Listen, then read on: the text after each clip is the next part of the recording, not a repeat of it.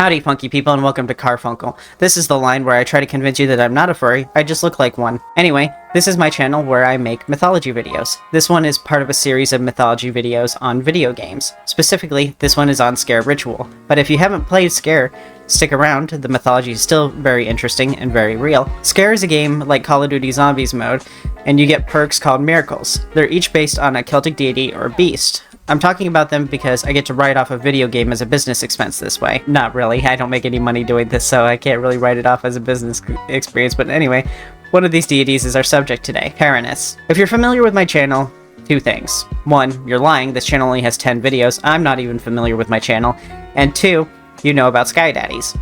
Taranis is one such Sky Daddy. Sky Daddies are an archetype of deity that have a lot in common. They're old men, big beards, do funny stuff with lightning bolts, and usually are the leaders of their pantheons. After saying this, it is likely that I put an image in your head of Zeus, Odin, and if you're feeling spicy, maybe even Anu from Sumerian myth. Which reminds me, I wrote a video about ancient Sumerian mythology and just never posted. Anyway, these gods are interesting because of their similarities despite how far apart all these cultures were. They were separated by distance, and in some cases time, yet somehow the area around Ireland, way up here, created a god that was very similar to Norway and Greece. I'm not saying aliens, I'm just saying humans aren't nearly as original as they like to think they are. It's just, you know, parallel thinking. By telling you that Taranis is a Sky Daddy, I've kind of summed him up already, so thanks for watching. But you should stick around anyway to help with the algorithm. In Celtic mythology, Taranis is the god of thunder and was worshipped in many locations like Gaul, Ireland, and Britain. As for how he might be connected with the Greek and Roman mythology, it's very easy. The Roman poet Lucan wrote about Taranis, saying he was a deity to whom human sacrifices were made.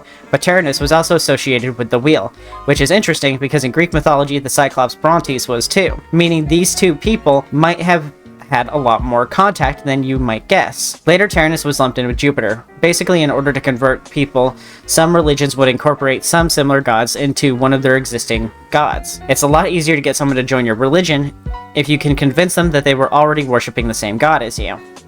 Unfortunately, because of this, we don't actually know that much about Taranis. His association with the wheel was because it represented the speed at which he made storms, the lightning bolt representing his domain, and the wheels were present everywhere he was worshipped. Coins, jewelry, graves, and more.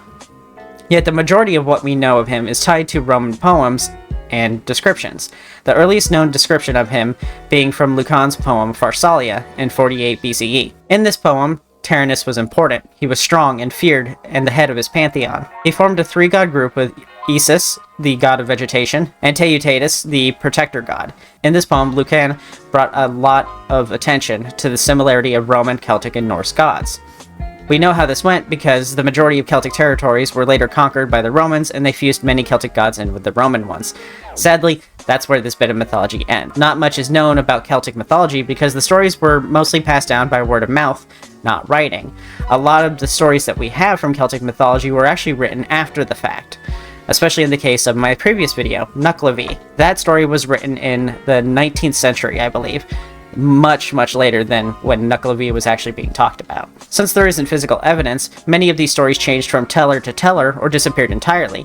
If you saw my video on Nuclevi, they were really cooking with their mythology, and it's tragic just what we lost. As for how he is portrayed in Sker Ritual, Taranis' miracles are all centered around lightning element abilities and gunfire, penetration, damage buffs for taking damage, and lightning exploding on contact.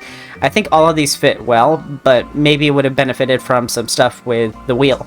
Maybe increasing movement speed or fire rate after inflicting lightning damage, but with Taranis' description, he was portrayed as being prone to anger and temper tantrums.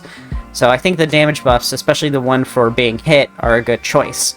I would like to see more unique abilities amongst all of these, honestly, because some of these are just kind of soft, passive things.